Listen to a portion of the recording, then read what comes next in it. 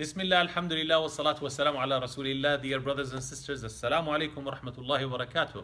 I hope since yesterday you've been positive with yourself and you've been having positive thoughts. I've just read that on average, a person has 350 negative thoughts about themselves every day and about 5 positive thoughts. And it was so funny. Most of the people stand up in front of the mirror in the morning and they say, I'm stupid, I'm ugly, and I'm fat. So you don't want to have these thoughts about yourself. You want to transfer, inshaAllah Rabbil Alameen. Brothers and sisters, the next step in our journey that we want to cover quickly, which is the step and the milestone of patience. Sabr. What do we interpret sabr in our cultures, in our understanding? We interpret sabr as this. Something bad happens.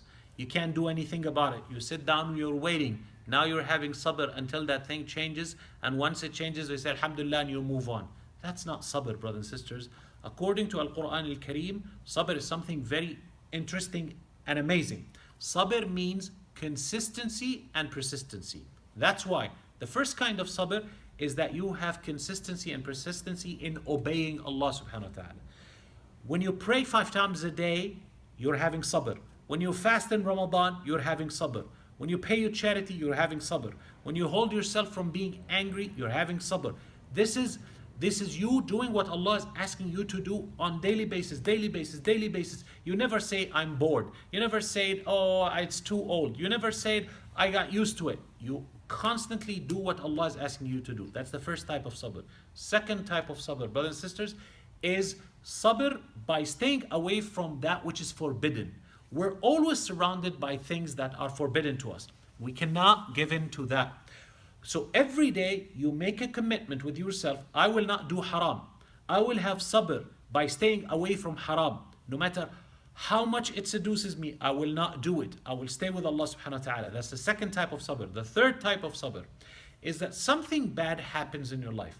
And again, here what we want to do, people lash out. People think, why did Allah let that happen to me? My God, why did this? I'm not a bad person and this. Hold on. Allah subhanahu wa ta'ala sometimes gives you a hardship so that you can learn from it, grow from it, become a better person from it. People say, oh, I don't want tests in life. Listen, without a test in school, you don't go to the next level. Without a test, you don't graduate. Without a test, you don't have a certificate. That's why Allah subhanahu wa ta'ala tests us to give us a certificate of being mu'mineen. This is iman. The fact that you're fasting in the summer right now in long days is a test. And when you fast every day, you're getting a certificate that you passed the test. When you have a hardship with your health or financial hardship or this is a test from Allah subhanahu wa ta'ala, and that test, if you pass it, you'll graduate to the next level. You'll get a certificate. You will grow. You will become a stronger believer, and you will become higher in the eyes of Allah subhanahu wa ta'ala. And that's why, brothers and sisters, sabr does not mean sit down and do nothing and be helpless and cry and wait for things to change. Even with bad destiny, when something happens to you, you go aggressively and try to change that destiny. The Prophet ﷺ said, if you get sick, go and seek medicine. Go and seek the doctor. Seek dua from Allah. Ask Allah for shifa. But tadawaw ibadallah. Seek medicine, O servants of Allah. For Allah did not bring down a sickness, but He brought the medicine with it. Brothers and sisters, when something bad happens to you, it's also part of your sabr that you try to go and change it. Ask yourself, what did I do wrong? What can I do different?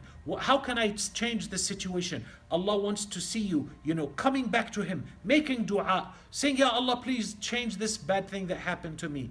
Get involved and transform yourself. And then Allah subhanahu wa ta'ala promised you that He's with you if you are from as-sabirin. As those in the past said, if Allah is with you, who can be against you? And if Allah is against you, who can be with you? Brothers and sisters, we want to be with as-sabirin. Allah praised the believers as al-mu'mineen wal-mu'minat. Allah praised the believers as ash-shakirin wal-shakirat. Allah praised the believers as as-sabirin was-sabirat. And these are the 3 things that we covered so far. Alhamdulillah, may Allah make us from them. And inshallah, every time you read an ayah, you remember that. May Allah bless you, give you sabr, success. Ameen ya Rabbal Alameen. Assalamu alaikum wa rahmatullahi wa barakatuh.